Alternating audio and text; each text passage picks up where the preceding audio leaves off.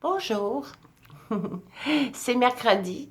Je voulais dédier ce vidéo à quelques personnes proches de moi qui, qui ont besoin de vivre une certaine émotion, de créer une dynamique au travers de cette émotion et c'est très difficile. Alors, je voulais en parler aujourd'hui.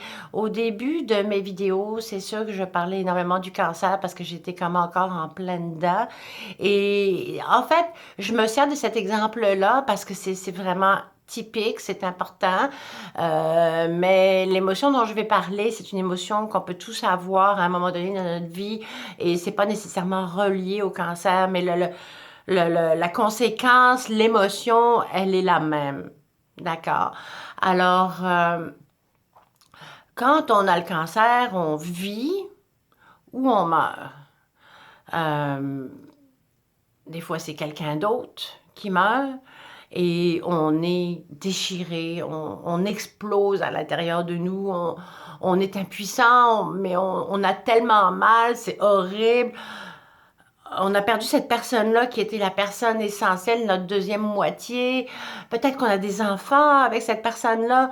La vie n'attend pas, les enfants non plus, mais on est pris, là, on a mal, on est éclaté en mille morceaux, puis on ne sait pas comment sortir de cette émotion-là.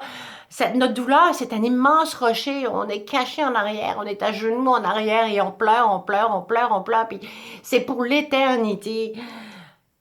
Puis un jour, peut-être qu'on réalise que cette immense force que ça nous prend pour rester à genoux en arrière de ce rocher, puis de pleurer, puis de vivre cette implosion et cette explosion sans arrêt, fois après fois, cette force-là, c'est la force que ça nous prend quand on est au bord du précipice, puis qu'on regarde et que finalement, c'est pas un précipice, attention, c'est une nouvelle route, c'est un nouveau chemin, des nouvelles possibilités, euh, des nouvelles options, un nouveau potentiel.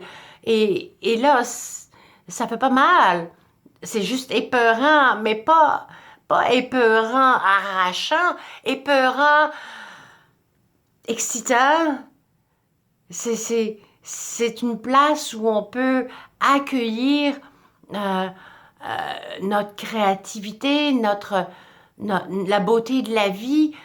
C'est ça, la vie. Célébrons la vie. Mettons-nous en position pour vivre une vie, célébrer ceux qui sont restés là, célébrer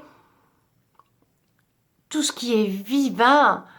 Arrachons ces photos de notre miroir, arrachons ces photos de notre mur, mettons-les dans un tiroir proche de notre lit, dans un livret spécial qu'on va consulter à l'occasion en mémoire de l'être perdu, en mémoire de ce que l'on a perdu et qui va devenir notre fuel justement pour avancer, mais célébrons la vie, célébrons le fait qu'on est encore là, on a eu la chance d'être encore là et d'être avec ces gens qu'on aime.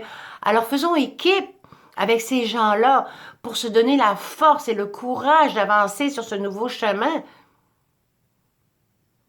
C'est quand même une très, très belle option, n'est-ce pas? La perte, le gain. Perte, la tristesse, l'amertume, le désespoir, la déchirure, il fait noir. Le gain,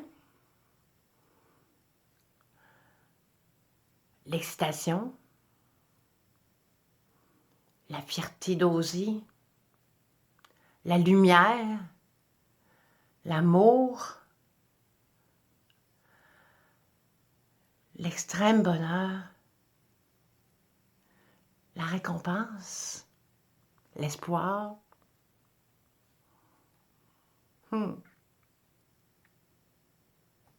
Là ou là.